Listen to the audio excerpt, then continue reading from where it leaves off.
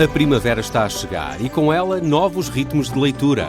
Leia artigos de opinião e receba acesso antecipado a todos os episódios de Podcast Plus. Acompanhe a atualidade ao minuto. Assine hoje o Observador com até 58% de desconto e habilite-se a ganhar uma tote bag e um voucher da Livraria Almedina. Tudo em observador.pt.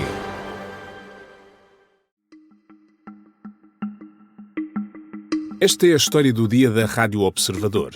A festa de 2025 e a crise de 2026.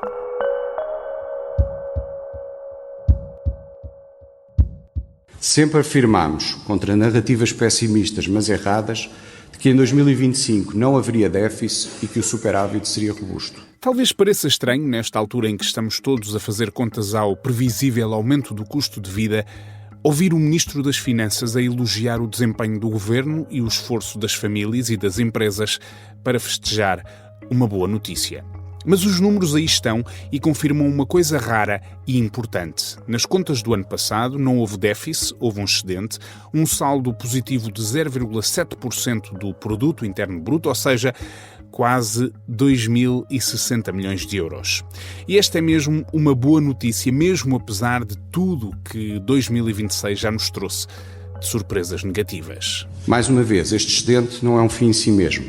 É a condição para continuar a reduzir impostos, investir nos serviços públicos e proteger as famílias e as empresas em momentos de crise como este que vivemos. Miranda Sarmento faz a festa, mas vai avisando que este ano a coisa pode não correr tão bem, tendo em conta o que já se sabe e todos os riscos que aí estão.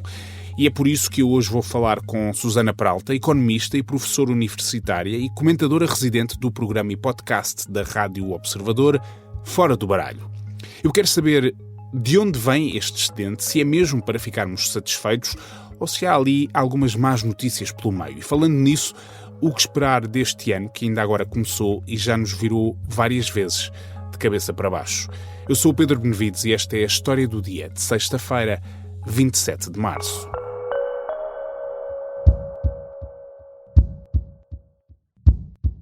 Olá, Susana, bem-vinda. Olá, Pedro, tudo bem? Bem, obrigado. Pronto, temos aqui esta boa notícia que o Ministro das Finanças anunciou, do excedente orçamental de 0,7%. Isto é, de facto, uma boa notícia, não é?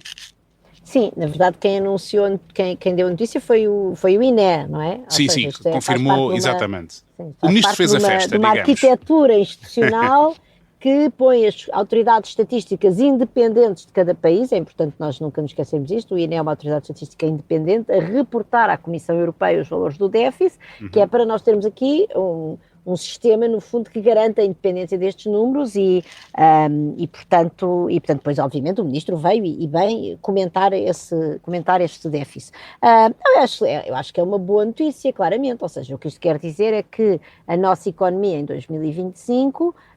não só estamos com um déficit, estamos com um superávit, estamos com um excedente orçamental, isso é uma boa notícia, estamos com um excedente orçamental que é superior ao do ano anterior, o que também me parece uma boa notícia, como além disso temos aqui uma surpresa positiva, ou seja, as previsões do Governo e mesmo as do Banco de Portugal não apontavam, e do Conselho de Finanças Públicas, não apontavam para um resultado tão bom nas finanças públicas. Por outro lado, também é importante percebermos que isto acontece no ano de 2025, depois do Governo ter tido uma política bastante expansionista de salários, de aumentos de pensões, ou seja, enfim, não vamos agora aqui dizer se isso é bom ou mau, é o que é, são escolhas políticas, mas de facto havia algum receio de que essa política de dar mais, enfim, de aumentar os rendimentos a uma série de carreiras na função pública e também aos pensionistas, acabasse por levar o Governo a entrar em dificuldades, e já agora também tivemos o IRS Jovem, que é outro, é um programa que não, quer dizer, que é uma diminuição da receita fiscal e que também, até o próprio FMI veio avisar, cuidado, que isto vai ter um impacto nas contas públicas. O impacto está lá, atenção, como é evidente, não é? Agora, o que isto quer dizer é que a nossa economia teve um desempenho que permitiu, apesar destas diferentes políticas com um impacto orçamental substancial, ainda assim haver um excedente orçamental. Portanto, são tudo boas notícias. Então, e como é que nós explicamos isso? Porque, para quem está de fora e não percebe, efetivamente, se nós criamos mais despesas, e em alguns casos despesas fixas, e por outro lado criamos ali mecanismos para reduzir a receita, no A caso, receita. por exemplo, do IRS jovem. Como é que se explica que, apesar de tudo, a economia portuguesa teve este desempenho e permitiu chegar a este saldo? Porque a economia tem tido bons desempenhos nos últimos anos e certamente em 2025 teve, ou seja, se tu tens a atividade económica a aumentar, se tu tens um muito bom desempenho do mercado de trabalho, isso é importante porque o mercado de trabalho gera receita não só de IRS, como também a receita de contribuições sociais, ou seja, aqui estão incluídas está incluído o que as pessoas pagam à segurança social.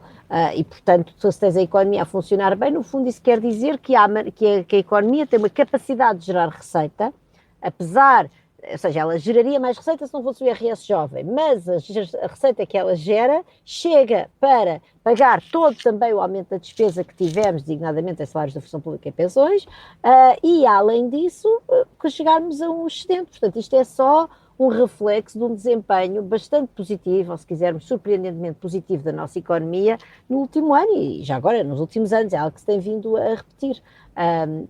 Se quiseres é normal, ou seja, nós não podemos olhar para estas coisas numa perspectiva estática, não é porque quando nós dizemos que o IRS é uma perda de receita, é uma perda de receita relativamente à receita que poderíamos ter se ele não estivesse lá, mas não quer dizer que a receita não cresça de um ano para o outro, apesar, por exemplo, do IRS jovem, porque de facto a economia está a ter um bom desempenho. Eu acho que o único detalhe aqui que é importante termos em conta é que quando nós olhamos para o déficit público, de facto isto é o desempenho das contribuições para a segurança social, ou seja, quando nós olhamos para a administração pública sem contar com a segurança social, há um déficit, o que é o bom desempenho da segurança social, que é realmente ligado a este grande dinamismo do mercado do trabalho, e também ao aumento dos salários reais, portanto os salários aumentaram acima da inflação, leva de facto a uma geração de receitas que cobre mais do que compensa o tal déficit nas restantes despesas do Estado. Isso é aqui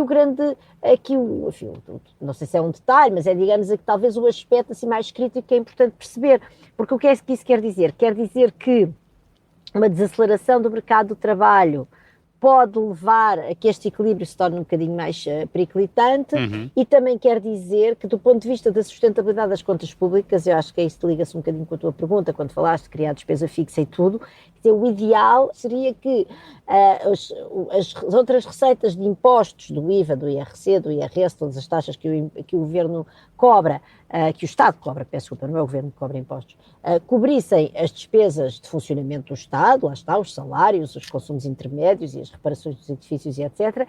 E depois que a Segurança Social tivesse o seu orçamento que está no fundo ali para pagar pensões e para acumular para o futuro. Mas enfim, eu acho que de facto nós... Quer dizer, isto é uma excelente notícia, nós temos uma dívida pública que está abaixo de 90% do PIB, nós temos tido sistematicamente desde 2019, exceção feita aos anos da pandemia, o que é normal, temos tido excedentes orçamentais, portanto isso coloca-nos de facto numa trajetória sustentável de excedentes orçamentais e sobretudo uma excelente notícia para a fase de crise em que provavelmente agora vamos entrar, ou que estamos a entrar com esta questão da crise energética e com o problema das tempestades, termos de facto uma situação das contas públicas que permite com mais facilidade ao Ministro das Finanças ter ali margem de manobra para... Ter alguma margem de manobra para intervir na economia, para, enfim, aliviar algumas situações de maior pressão. Susana, e relativamente a essas questões que o próprio Ministro aludiu a elas, fez referência a elas quando fez o comentário sobre os números do Instituto Nacional de Estatística, o Ministro fez bem em ser prudente ou houve ali aquela técnica habitual de dizer, de traçar um cenário negativo para depois chegar ao fim e ter resultados melhores do que aqueles que ele próprio tinha anunciado? Acho que o Ministro fez bem em ser cuidadoso e acho que é muito importante ir dando mensagens verdadeiras às pessoas e não por um lado, não as colocar numa ideia de que isto agora também estamos a entrar numa crise, ou que estamos, por exemplo, a entrar numa recessão, não há qualquer sinal que nós estejamos a entrar numa recessão, de maneira nenhuma, mas ser realista e dizer que realmente vamos atravessar certamente tempos mais difíceis do que aqueles que atravessámos em 2025, se confirmarem as piores expectativas da crise energética. Deixa-me só dizer que relativamente às tempestades, o problema das tempestades não é apenas e talvez até não seja essencialmente o problema de despesa pública para ajudar aquelas pessoas, as famílias e as empresas a reconstruir o que foi destruído. É também um problema de capacidade produtiva, ou seja, há um abrandamento da atividade económica por tu teres ali uma parte importante do país e que tem um peso importante no seu tecido empresarial e industrial, que neste momento não está, e que já não está há um mês e meio, a conseguir produzir na sua capacidade. Pronto, e de facto, o que nós também tivemos, a outra notícia que nós tivemos esta semana económica, do Banco de Portugal, é ela também positiva, mas talvez um pouco mais cautelosa do que estas excelentes notícias que tivemos hoje do INE relativamente às contas públicas e à restante capacidade de financiamento da economia em 2025. E o que nós sabemos do INE é que o INE de facto reviu em baixa as perspectivas de crescimento, portanto, relativamente a dezembro, ou seja, em apenas 3 meses, a perspectiva de crescimento do PIB baixou de 2,3% para 1,8% do PIB de crescimento em 2026 e a inflação aumentou de 2,1% para 2,8% a perspectiva da inflação. E aí temos não só o efeito das tempestades, como obviamente agora o efeito desta crise energética e, portanto, a economia vai desacelerar e já agora já se notam alguns efeitos de desaceleração no mercado de trabalho, isso já foi constatável no final de 2025, de acordo ainda com o boletim do Banco de Portugal, o boletim económico do Banco de Portugal. Isto também tem muito a ver com a mão de obra estrangeira, provavelmente com alguns entraves à imigração, porque uma coisa que o boletim do Banco de Portugal veio chamar a atenção foi o dinamismo do mercado de trabalho, está sobretudo assente em mão de obra estrangeira, em muitos setores é muito essencial, e esta desaceleração dessa mão de obra pode depois também levar aqui a uma desaceleração do mercado de trabalho, embora nós nunca sabemos, enfim, nós sabemos que tem havido medidas restritivas e que isso também manda mensagens para as pessoas que querem emigrar, de saber que se calhar agora vai ser mais difícil, etc. Por outro lado, também é possível que já haja alguma desaceleração em alguns setores e que isso depois também leva a contratar menos pessoas. Portanto, não será tudo ligado, ou não é necessariamente tudo ligado às medidas na imigração. Mas dizia eu que há uma grande pressão neste momento em cima do governo para tomar medidas muito abrangentes para mitigar a crise energética. Ora, isso é um erro que, do ponto de vista da política económica, não devemos ir por esse caminho, e eu apoio o ministro Joaquim Miranda Sarmento, e ainda bem que ele está firme nessa sua decisão. Vamos ver se a pressão política o vai permitir manter-se aí, claro. Vamos ver, porque de facto quando nós temos uma crise energética há duas maneiras de atuar. Há uma maneira de atuar que é direcionada, que é ir às famílias mais necessitadas e ir às empresas que são mais dependentes daquele tipo de combustível e simplesmente atuar ao nível dessas famílias e dessas empresas. Tentar ir a toda a gente com medidas que são genéricas. À espanhola, digamos assim. À espanhola, como o IVA zero ou como baixar os impostos sobre a gasolina. É errado sob vários pontos de vista. É errado porque estamos a gastar dinheiro em toda a gente, limitando a nossa capacidade de chegar de maneira mais dirigida às pessoas que de facto necessitam. Portanto, na verdade, quando o Primeiro-Ministro Sánchez, o Presidente Sánchez, aliás, disse que estava a ajudar os mais vulneráveis, ele está a ajudar os mais vulneráveis, mas ele podia ajudar ainda mais os mais vulneráveis se poupasse dinheiro em quem não é vulnerável, não é? Portanto, é uma maneira, enfim, bastante hábil de contar uma história porque lhe convém. E depois também, nós no fundo estamos a dar sinais errados às pessoas. Nós o que queremos é que as pessoas percebam que de facto neste momento há um estrangulamento no fornecimento do petróleo mundial, há um estrangulamento no fornecimento dos fertilizantes e de mais uma data de componentes químicos e, portanto, o preço elevado está-nos a dizer que consumam menos. Estas notícias do déficit, para resumir, Pedro, são boas notícias. Quer dizer que nós temos possibilidade de facto ajudar. Que se houver um déficit neste ano de 2026 não há problema. Não é porque há um déficit num momento de crise que isso dá um sinal de uma falta de trajetória consolidada de contas públicas. É para isso que os déficits servem. É para ajudar as economias nos momentos em que a atividade económica por alguma razão não está a funcionar tão bem. Portanto, o ministro Miranda Sarmento tem aqui alguma margem para ajudar a economia. Agora tem que ajudar a economia de uma maneira racional e lógica. Não pode ir atrás deste pensamento mágico que alguns setores da sociedade e da política lhe pedem. As crises existem, mas ninguém assente no bolso. Pois, quer dizer, isso não é possível, não é? Porque lá está, é preciso pensarmos, não há petróleo que chegue a circular na economia mundial e, portanto, nós podemos baixar o preço de tudo o que quisermos, não vai haver a mesma quantidade de petróleo para todos. Susana Peralta, muito obrigado. Obrigada, Pedro.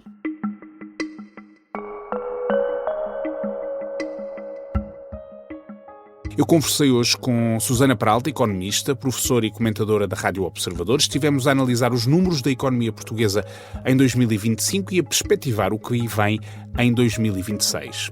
E voltando às palavras de ontem do Ministro das Finanças, além da celebração, houve também esta espécie de aviso. Nós não podemos hoje, de forma transparente, honesta e sincera junto dos portugueses, excluir a possibilidade de que em 2026 possa haver um pequeno déficit. Mas isso não coloca em causa o equilíbrio das contas públicas. Miranda Sarmento a preparar o país para um resultado menos positivo este ano, até porque a incerteza é para já a marca de 2026. E se no fim as coisas correrem melhor do que o esperado, Miranda Sarmento ali estará a fazer o que todos os governos gostam de fazer: dar boas notícias aos eleitores.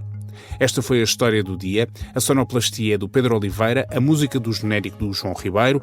Eu sou o Pedro Benevides. Bom fim de semana.